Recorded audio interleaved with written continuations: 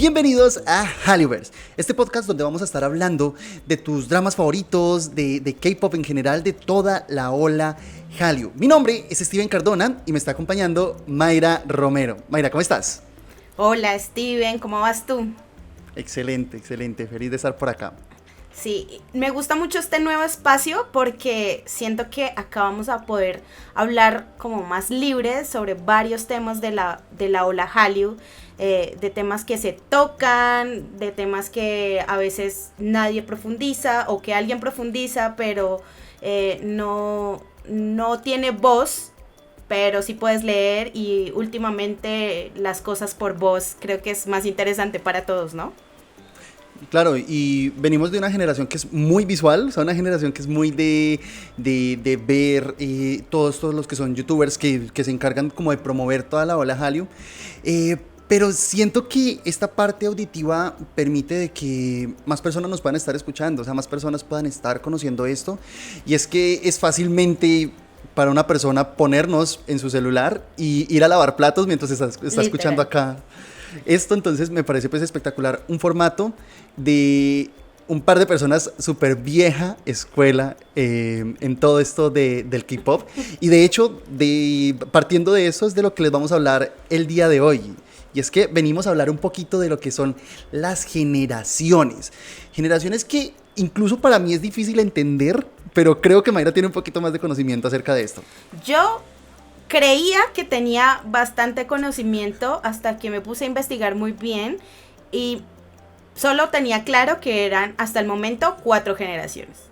Okay. De resto, como que tocó investigar un poco sobre todo el tema de las fechas, porque cada una de las generaciones tienen como un lapso de tiempo más o menos alrededor de unos 10 años o menos, y de ahí parten como los inicios y los finales, pero no se sabe a ciencia cierta como qué define el que inicie o acabe cada generación, ¿sí? Okay. Es como que simplemente clasificaron la situación y así quedó. Entonces digamos que es interesante conocer el tema de las generaciones, no solamente para ver qué hitos del K-pop hay, sino que también cómo se comportan los fans del K-pop a través de todas y cada una de esas generaciones. Claro, pero entonces estamos hablando, o sea, ¿dónde empieza la primera generación? O sea, vamos por el inicio. Bueno, la primera generación empieza desde 1990, imagínate. Ok. O sea, es ya de la época de H.O.T., de Seotageon Boys, de G.O.D., de Shinhwa, de S.E.S, perdón. Ya iba a decir CSI, perdón. JYP entra ahí también. No es, o sea, digamos que sí, pero no hace parte como de los exponentes más fuertes, ¿sí? Claramente él tenía como su estilo súper dicharachero, ¿no? Todos conocemos a sus trajes de bolsa, ¿sí? Como que bien extraño, pero sí. Digamos que solo nombré como los más emblemáticos. Ahora, inclusive de las otras generaciones, vamos a hablar otro tema que me sorprendió, y es la manera en que cada generación oficial omite grupos por escándalos. Así hayan sido grupos importantes. Entonces, digamos que aquí en esta generación sabemos que los exponentes básicamente que nombré, que vuelvo y los nombres, son G.O.D., H.O.T., Seotageon Boys, Shinhwa y S.E.S. Shinhwa. Shinhwa. Pues sonó como Changhwa. Sí, perdón, lo siento por todos. Esos grupos sabemos que son muy, muy importantes. Ellos venían trabajando como más una temática que viene desde Estados Unidos, ¿sí? Sabemos que la influencia de Estados Unidos en el K-pop y pues todo el tema de la cultura pop estadounidense se ve reflejada en las canciones, inclusive actuales del K-pop, aunque se ha ido transformando, ¿no? Es como superar una barrera de como que este es el pop, este es el jazz, sino que hacer una mezcla total que cree unos sonidos únicos, y que ahora se ha llamado K-pop. En esa época eran muy, muy fieles a la música estadounidenses y tal vez mezclado con un poco de música tradicional, que sería como el trot. Entonces era esto y el rap, y pues obviamente Corea tenía en esa época como un afán de gritar, ¿sí? Y por eso sacó como toda esa ira en un rap así. Por eso Seo Taiji es emblemático, es una leyenda, porque básicamente era el único que hablaba de temas duros y sociales, directos, que se podía uno identificar fácilmente con estos grupos. Claro, y o sea, uno se pone a ver lo que son estos grupos, estos exponentes de esta primera generación, y realmente se siente como esta influencia, lo siento yo así, que o sea, tiene una influencia muy de rap, muy de urbano, tanto los grupos de chicos como los de chicas, o sea, se nota como eso en los vestuarios, en las letras, en absolutamente todo se siente como mucho esa influencia, y creo que eso acompañó un poquito el inicio de parte de la segunda generación. Sí, totalmente. Se veía eso, como las ganas sociales de salir, y pues claramente el rap siento que es una manera muy clara, inclusive mundialmente, para expresar un sentimiento, expresar una queja, algo en contra del sistema social, político, religioso, etcétera. Siento que ahí fue muy bien atrapado el tema de la primera generación a través de estos ritmos. Bueno, ¿y hasta dónde va esta primera generación? ¿Dónde termina? Bueno, esta primera generación acaba en el año 2000. O sea, pasan bastantes años para que esta, sí, 10 añitos para que esta generación diera fin. Pero la siguiente generación, que es la segunda generación, ahí mira como, bueno, vamos a hablar, no hablamos del tema de los fans, ahí nos faltó, ahí nos faltó un tema. Claro, o sea, ¿cómo eran los fans de esa Yo recuerdo época? haber visto Replay 1998 y Dios mío, o sea, yo pensaba que los de ahorita estaban locos, pero... Nunca estuvimos suficientemente locos. Pues mira, obviamente este drama nos mostró claramente cómo era un fan en esa época, ¿sí? Era alguien que se podía, inclusive comparando con ahora, era alguien que se ponía una chompa y se le podía caer todo el agua encima, escribían cartas con sangre, ¿sí? Para enviárselas, inclusive podría ser cartas con sangre de su propio periodo. No. Entonces era un tema bien delicado, sí, era un tema bien delicado. Pero creería que como no era tan digital como lo es ahora, ese tipo de cosas no salían a la luz fácilmente. Sí. Sí, total. Y creo que incluso el drama se quedó en pañales en intentar retratar esto, porque digamos que mostraron, aunque el drama mostraba un poquito de rivalidad entre fandoms, peleas, un poquito de violencia, creo que sí se quedó muy en pañales a la hora de retratar la crudeza que debía también detrás de todos estos fans. Y creo que incluso ahí fue donde nació el término o el concepto de la Sasen. Sí, efectivamente en ese momento la Sasen ya existía, porque era obviamente una fan que era hiper dedicada, a diferencia de muchos que piensan que las Sasen son como haters. No son haters, son realmente fans obsesionadas con el idol, que los persiguen, que efectivamente hace lo que les comentamos sobre escribir cartas con sangre, esperarlos afuera de sus dormitorios con cámaras por días, ¿sí? Incluso entonces, metérseles en los ranchos. Sí, no, o sea, eso era un tema bien delicado, pero lo que vuelvo y resalto, como no era muy digital en esa época, pues no se sabía mucho, sí. Y en esa época claro, Corea tampoco era muy popular, que digamos, entonces básicamente a nadie le importaba, ¿sí? Era un tema interno, era como la ropa sucia se lava en casa y hasta ahí, ¿sí? Entonces digamos que esos son como los temas en cuanto a las fans de esa generación. Pasamos a la segunda generación, que es desde el 2001 hasta el 2011, ¿sí? Okay. Entonces, abrimos efectivamente el 2001, los exponentes son 21, Shiny, Wonder Girls, Girls' Generation, Super Junior, Big Bang y el que no quiere ser nombrado TVXQ. Sí, muy extraño porque en todas las investigaciones que hice, igual yo soy una fan de segunda generación, ¿sí? Veía que suprimían a TVXQ de la lista. Uno, porque el grupo obviamente ya no es muy popular. Y dos, por todos los escándalos. Y ustedes saben que TVXQ entró a una lista negra cuando precisamente demandó a la empresa SM Entertainment. Entonces, al entrar a la lista negra, básicamente fue suprimido del mapa coreano.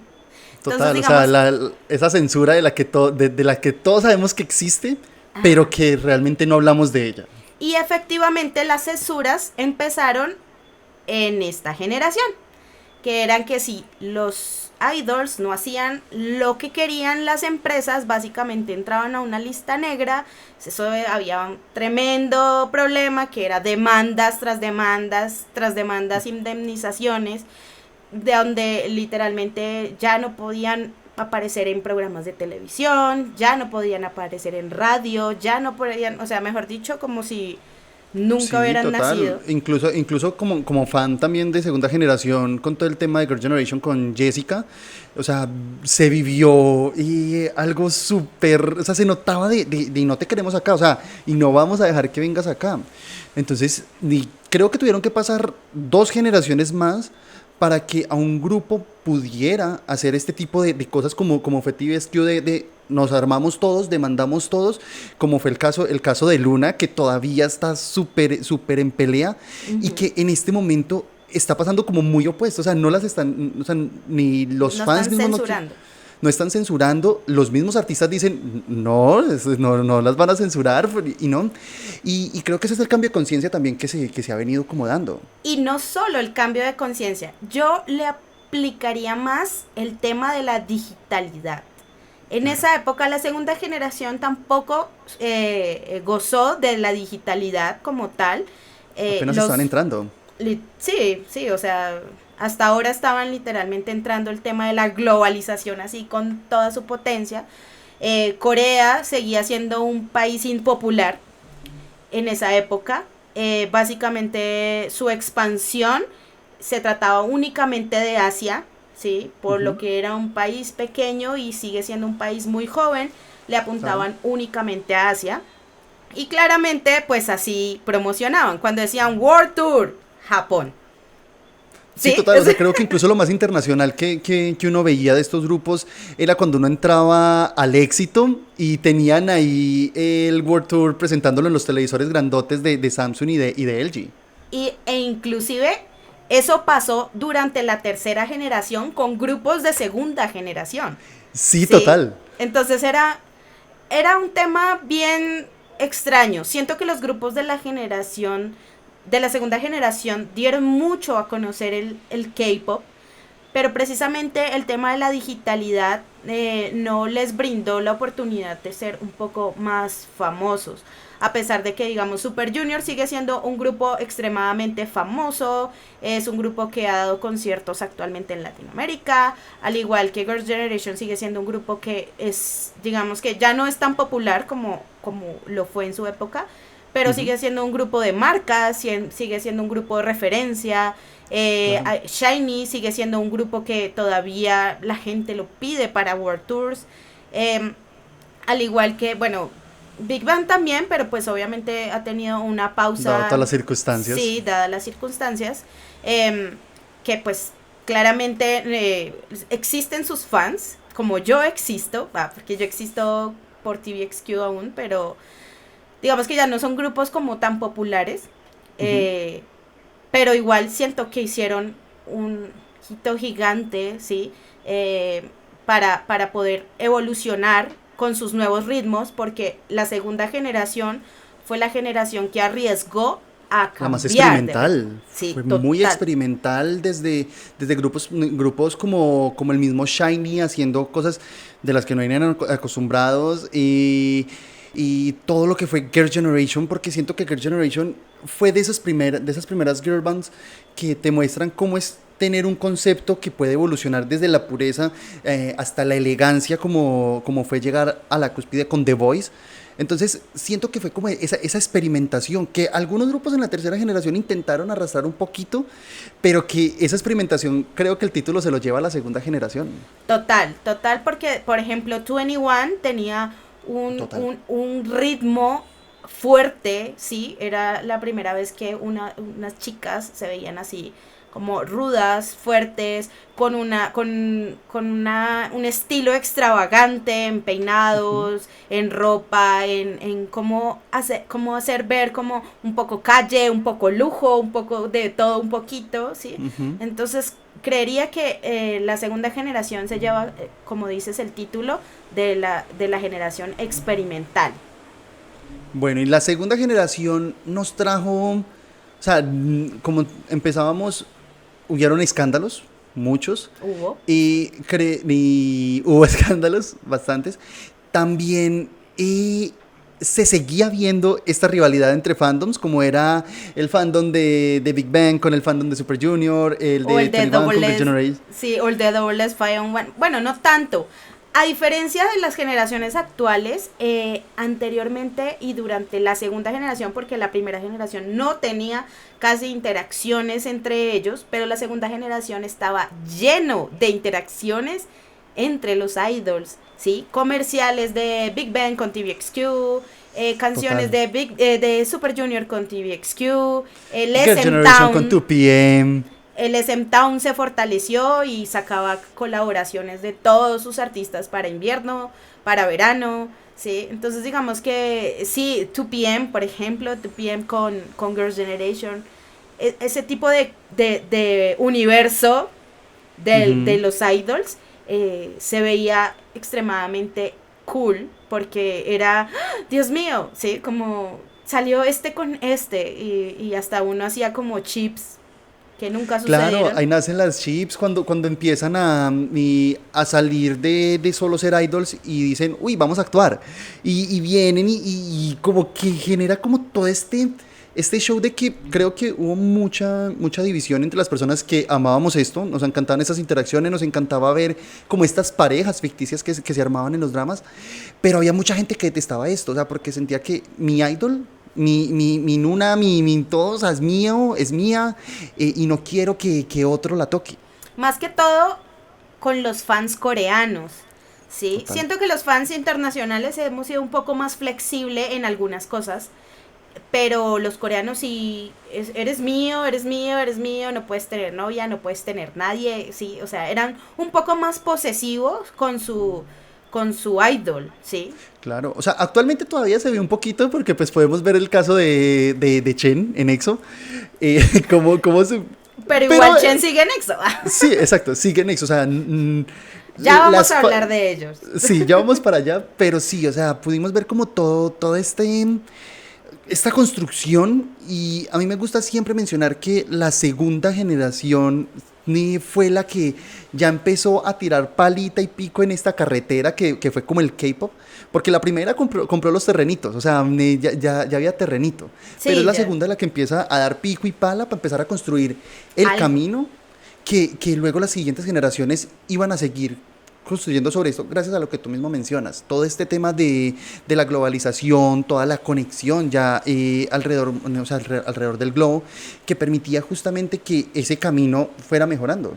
Claro, y es eso, la idea y como la capacidad que tuvo Corea de establecer de que unos cantantes que inclusive se quejaban de su propio gobierno ahora fueran inclusive parte de su contenido turístico, de su de su de alguien que le aporta a su país, no A su solo como cultura, persona, sino como cultura, económicamente, sí, total. eso es brillante, o sea, siento que puede ser un golpe de suerte, pero siento que la construcción fue brillante, sí. Sí, total. O sea, a mí me parece muy espectacular como todo esto porque cogieron un producto que, o sea, Corea venía fracturada, Corea venía como con ese feeling down, y Corea no solo, o sea, obviamente no solo creció en todo lo que es la ola Hallyu, porque también todo el tema de lo que son tecnologías, como lo fue Samsung y lo fue LG, fue teniendo también ese crecimiento, creo que muy a la par, como lo estaba teniendo también toda esta parte de la ola Hallyu. Ya que estuvimos hablando de la segunda generación como algo supremamente importante para el desarrollo del K-pop a nivel mundial, no podemos restarle a las siguientes dos generaciones que son importantísimas, y creería que para que no se nos fuera tan largo lo dejamos para un próximo episodio. Claro que sí, en el próximo capítulo vamos a estar hablando de todo lo que fue la tercera generación, lo que ha logrado, lo que es esta cuarta generación que en este momento estamos en marcha, todos estos grupos donde tenemos personas nacidas en la época en la que estamos entrando apenas a la segunda generación, que es de locos, y muchos temas más, porque creo que estas dos generaciones vienen muy, muy, muy cargadas. Sigan conectados con nuestro podcast, con este multiverso del K-pop, con este Hallюverse. Nos vamos a ver en el siguiente capítulo, donde vamos a seguir charlando de este tema junto con Mayra. Recuerden que mi nombre es Steven Cardona y muchas gracias por habernos acompañado el día de hoy. Bye bye.